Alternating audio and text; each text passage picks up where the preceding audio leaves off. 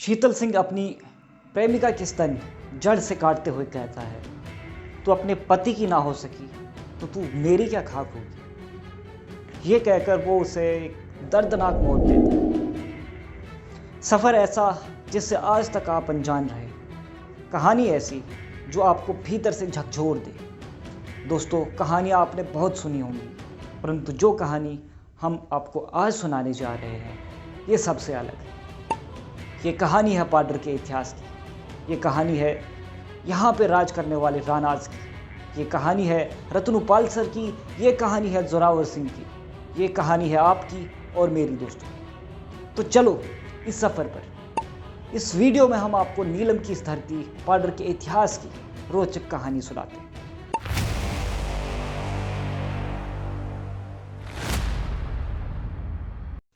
दोस्तों, हिमालय की गोद में बसा पाडर किश्तवाड़ डिस्ट्रिक्ट का एक छोटा सा सब डिवीजन है, जहां आज के समय 3 धर्म के लोग यानी कि हिंदू, मुस्लिम और बुद्धिस्ट रहते हैं। सबसे पहले यहां पर आकर कौन बसा इसकी पुष्टि तो नहीं की जा सकती, परंतु हाँ, ये ज़रूर कहा जा सकता है कि पाडर से लगभग 30 किलोमीटर की दूरी पर नागसेन स्थित है, जो मंक नागसेन के नाम से जाना जाता है, जहां आज से 2000 वर्ष पूर्व बौद्ध धर्म के एग्जिस्टेंस के कुछ सबूत दिखाई पड़ते हैं। अरहत नागसेन की कहानी हम आपको किसी और वीडियो में सुनाते हैं। फिलहाल आज हमारा विषय पाडर है।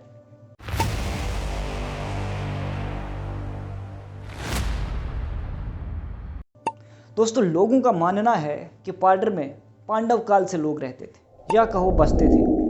पाडर के कुछ लोग आज भी हमारे यहाँ पाए जाने वाले पत्थर वाले वाटर फाउंटेन्स, जिन्हें हम पाडरी में नोंड कहते हैं, उन्हें पांडव काल का बताते हैं। फिलहाल ये तो मात्र कल्पनाएं हैं, कहानियां हैं, किस्से हैं। पाडर के इतिहास को यदि हम जानने की कोशिश करें तो ये प्रतीत होता है कि आज से लगभग 1200 साल पहले, यानी कि कहीं 8th-9th सेंचुरी के आसपास यहाँ लोग रहना स्टार्ट हुए। पाडर से सटे 3 एरियाज भद्रवा, चंबा और जांस्कार के लोग अपने गाय, भेड़, बकरियां चराने यहाँ के मीडोज यानी कि यहाँ के धारू में आते थे। धीरे धीरे ये लोग यहीं पे बसना स्टार्ट हो जाते हैं और अल्टीमेटली इसे अपना घर बना लेते हैं। आज भी यदि आप देखो तो भद्रवा में पदरी, हिमाचल में पदरवोड मीडो को डिक्टेट करता है। 10th से 14th सेंचुरी के बीच में हमारा पाडर दोस्तों गूगे रूल के अंडर रहता था। गूगे राजा जांस्कार से राज करते थे और ऐसा माना जाता है कि लगभग 400 सालों तक पाडर के ऊपरी यानी मचेल के इलाकों तक गूगे रूलर्स का इन्फ्लुएंस रहा। आप सभी जानते हैं कि पाडर से जांस्कार का उमासीला और हग्शुला से होते हुए एक मुश्किल रास्ता जाता है, जिसके कारण यहाँ पे जांस्कार से रूल चलाना कोई आसान काम उस समय नहीं रहता था।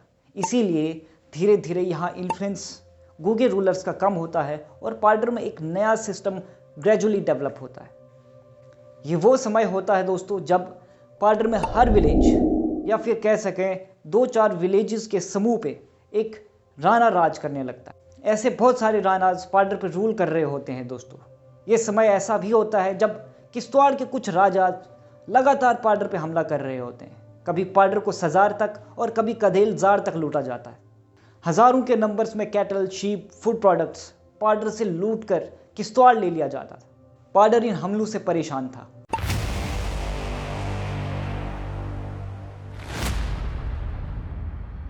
इन्हीं हमलों को देखते हुए पाडर के लियोंडी से एक दूरदर्शी राणा, जिसका नाम शीतल सिंह होता है, वो अपनी ताकत, अपनी पावर एक्सपेंड करने की कोशिश करता है। जब राजा शीतल सिंह यहाँ राज करता था, उस वक्त रानू का राज था। हर जगह, हर मौजा में, इश्तिहारी मौजा में भी रानू का राज था, गढ़ में भी रानू का राज था और गुलाबगढ़ में शीतल सिंह राणा जो था लियोंडी में, उस लियोंडी में तो उसने अपना मकाम बनाया था रहने के लिए। शीतल सिंह धीरे धीरे अपना वर्चस्व, अपना इन्फ्लुएंस बढ़ाता है और मचेल नाले से लेकर लगभग कधेल जार तक अपना इन्फ्लुएंस कायम करता है। वो आज के गुलाबगढ़ पे भी अपना कब्जा कायम करता है और यहाँ एक फोर्ट यानी कि किला कंस्ट्रक्ट करता है। इसी कारण से गुलाबगढ़ को पहले शीतलगढ़ के नाम से भी बुलाया जाता था दोस्तों। परंतु ऐसा नहीं था कि पूरे पाडर में एक ही ऐसा राणा था शीतल सिंह जो अपना एरिया एक्सपेंड कर रहा था। दोस्तों, ये समय ऐसा भी था जब सोहल पे एक राणा जिसका नाम सुदामा होता है वो राज करता है, जो इस समय काफ़ी चर्चाओं में रहता है और शीतल सिंह के एक्सपेंशन को अपने एरिया साइड यानी कि सोहल साइड होने से रोकता है। सुदामा खुद तो एक काबिल तीरंदाज था, लेकिन उसका एक आर्मी जनरल भोटप्लंज जो लाहौल से था और उसका दोस्त था पार्डर में सुदामा का इन्फ्लुएंस संसारी नाले से सोहल तक कायम बनाए रखे था। ये समय था पावर के पीछे इन दो राणास की लड़ाई का। बहुत कोशिशों के बाद जब शीतल सिंह सोहल के राणा को हरा नहीं पाया तो उसने एक दूसरा रास्ता अपनाया। यह रास्ता था भोटप्लंज की वाइफ को अपने प्रेम जाल में फंसाने का, जिसमें वो बाद में कामयाब भी हो जाता है। शीतल सिंह भोटप्लंज के वाइफ से मिलकर कब्बर एरिया में भोटप्लंज का धोखे से मर्डर करता है और सोहल पे राज करने का अपना एक रास्ता साफ करता है। सोहल के राणा को जैसे ही इस बात की भनक लगती है तो वो चंबा के राणा छतर सिंह को इस बात को लेकर सूचित करते हैं और शीतल सिंह का इसी दौरान पीछा करते हैं। शीतल सिंह सुदामा के तीर से बाल बाल बचता है। दोस्तों, कहा जाता है जब शीतल सिंह भोटप्लंज को मारता है और वो उसकी वाइफ को लेकर अपने घर की तरफ भागता है तो रास्ते में शीतल सिंह अपनी प्रेमिका की यानी कि भोटप्लंज की वाइफ के स्तन जड़ से काटते हुए कहता है, तू अपने पति की ना हो सकी तो तू मेरी क्या खाक होगी। ये कहकर वो उसे दर्दनाक मौत देता है। कुछ समय बाद चंबा का राजा छतर सिंह अपनी आर्मी की एक टुकड़ी को सोहल भेजता है और शीतलगढ़ पे हमला बोल देता है। इस युद्ध में पार्डर का राणा शीतल सिंह हार जाता है। छतर सिंह फिर शीतल सिंह को मार देता है और उसके कटे सर को अपने साथ ले जाता है और धड़ यही पार्डर छोड़ देता है। चंबा के राजा छतर सिंह ने पांगी के रास्ते से आकर इस पर कब्जा हुआ तो शीतल सिंह यहाँ मारा गया 16वीं सदी में और उसके बाद फिर इसका नाम बदलकर छतरगढ़ रखा गया। शीतलगढ़ का नाम हमेशा के लिए छतरगढ़ हो जाता है और तब से पार्डर चंबा की प्रिंसिपैलिटी बन जाता है। छतर सिंह इसके बाद यहाँ पर एक किला कंस्ट्रक्ट करता है जो काफ़ी समय तक यहाँ इंटैक्ट रहता है। छतर सिंह की आर्मी की एक टुकड़ी सोहल में भी रहती है जो वहाँ से पीछे के राजवाड़ों की पहरेदारी करती है। दोस्तों, छतर सिंह का राज इसके बाद कई सालों तक पार्डर पर चलता है। कई सौ सालों के बाद 1820 के आसपास किश्तवाड़ स्टेट पर वहाँ के एक इंडिपेंडेंट रूलर मोहम्मद तेग सिंह राज करते हैं।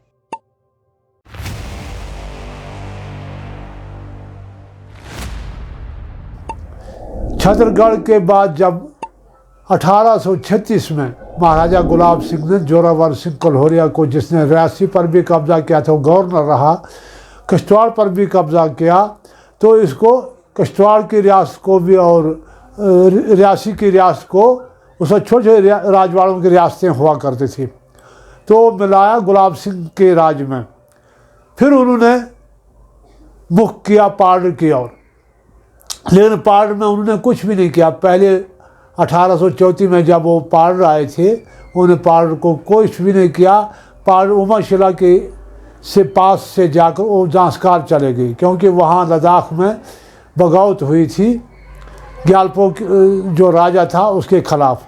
जब ये वहाँ पहुँचा तो इसने वहाँ जीता। जीतने के बाद वो वापस आए उमाशिला से पार्डर। उन्होंने यहाँ आकर अपने सिपाही 20 सिपाही जो थे वो यहाँ रख दिए। ये वो समय होता है दोस्तों जब डोगरा स्टेट यानी कि 6 स्टेट के एक्सपेंशन डोगरा जनरल जोरावर सिंह के अंदर तेजी से हो रहा होता है। किश्तवाड़ का राजा गुलाब सिंह के आर्मी के आगे घुटने टेक देता है और हार मान लेता है।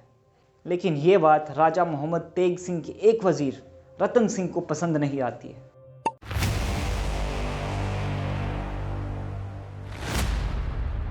वो वहाँ से भाग जाता है और चंबा के राजा छरत सिंह के पास शरण लेता है। छरत सिंह उसे पदम जो जांस्कार में है उसे फतेह करने का टास्क देता है, जिसे वो बड़े वेलर और साहस से पूरा करता है। रतन सिंह की इस जीत के बाद छरत सिंह रतन सिंह को पूरे पार्डर का रेवेन्यू ऑफिशियल नियुक्त करता है और तब से रतन सिंह इतिहास में रतनू पालसर के नाम से अमर हो जाता है। ये वो समय होता है दोस्तों जब डोगरा जनरल जोरावर सिंह किश्तवाड़ के गवर्नर बनाए होते हैं, और इसी दौरान ज़ास्कार पे आधिपत्य जमाने के बाद उनके 2 आर्मी जनरल्स मेहता बस्ती राम और लखपत राय पार्डर के रास्ते वापस आते हैं। इसी दौरान वो आज के गुलाबगढ़ यानी तब के छतरगढ़ में अपने 20 सैनिकों की एक टुकड़ी को रखते हैं जो उन्हें ज़ास्कार से टच में रखती है। एक कम्युनिकेशन मैकेनिज्म डेवलप किया जाता है जिसके थ्रू किश्तवाड़ से पार्डर के दुर्गम रास्ते के थ्रू ज़ास्कार को कंट्रोल किया जाता है।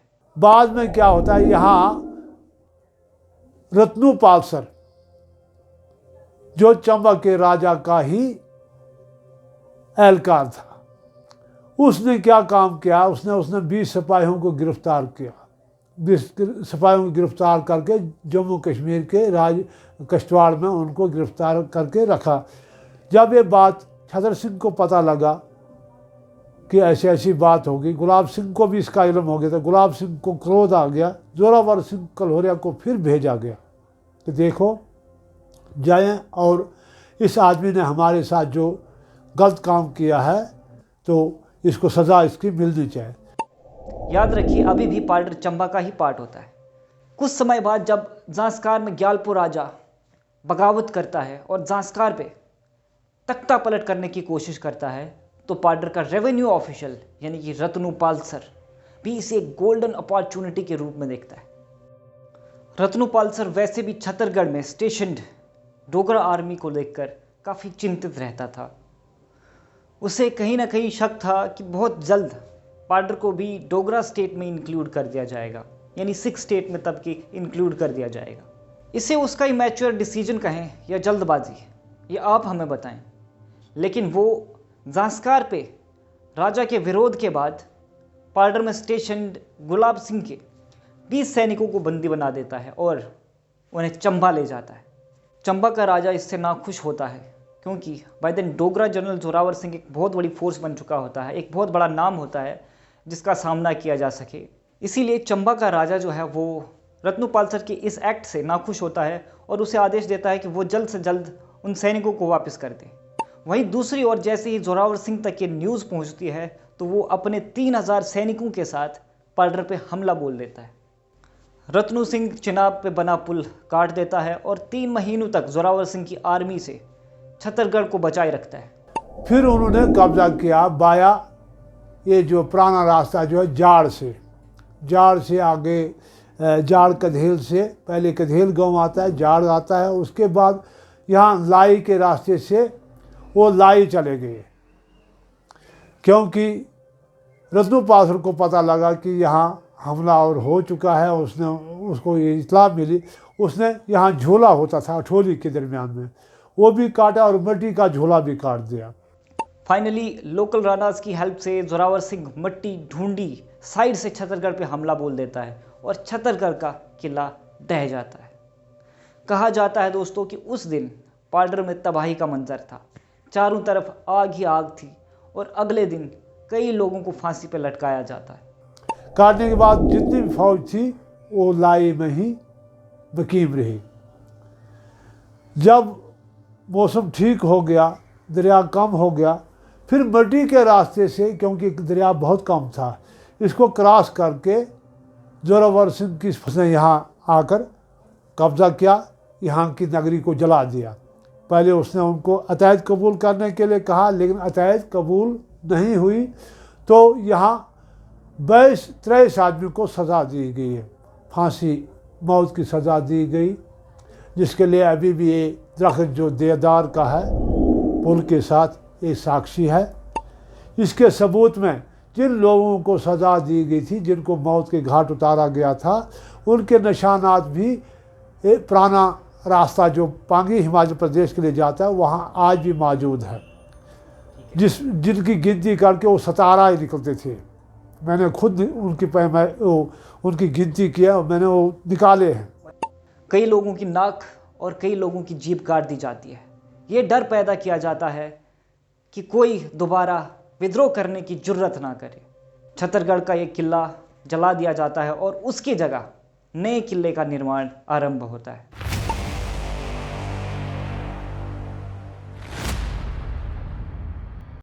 17 आदमी को फांसी देकर किला जला दिया गया। किला जलाने के बाद जितनी भी नगरी थी यहाँ 180 कुंभा रहते थे, वो सारे के सारे जला दिए गए। उनको अतैत कबूल करनी पड़ी और यहाँ से भागकर कोई हरियाण ग्वाड़ी गया, कोई डिढियान ग्वाड़ी गया, कोई लिगरी गया, कोई हमीर द्राव गया। तो इस तरह ये सारे डिस्टर्ब करके कोई मसू चला गया, उनका वो ग्वाड़ी है। यहाँ कुंदल में भी है और ततापानी में भी यहाँ के लोग भाग गए। आधान ग्वाड़ी उधरी कहते हैं, हिल ग्वाड़ी जो ततापानी में मौजूद है। छतर सिंह का किला यहाँ था। छतर सिंह का भी किला ऊपर था जहाँ महाकाली का मंदिर आज मौजूद है। आज भी आप उसको देख सकते हैं। वो किला जला, उसके पत्थर जले हुए हैं। वो उस वक्त भी जला था, छतर सिंह के टाइम पर भी जला। फिर गुलाब सिंह ने संगम पर किले की बुनियाद डाली और वहाँ किला बनाया, लेकिन वो मिसमार लकड़ी का ही बना हुआ था। तो बाद में उसको नीलामी करके फरोख्त कर दिया और जगह अभी भी खाली है। छतरगढ़ अब गुलाबगढ़ बन जाता है हमेशा के लिए और रतनूपाल सर को बंदी बना के जम्मू के कैद खाने में बंद कर दिया जाता है। जो पार्डर कभी चंबा का पार्ट था, अब वो किश्तवाड़ का पार्ट बन जाता है। रतनूपाल सर कुछ समय बाद अपने आधे बाल और आधी मूंछ जेल में कटवा देता है। लेकिन क्यों, ये कहानी हम आगे किसी दूसरी वीडियो में आपको सुनाएंगे। तब तक आप देखते रहिए हमारा चैनल पार्डर मचेल और हमारे चैनल को सब्सक्राइब करना बिल्कुल भी ना भूलें। धन्यवाद।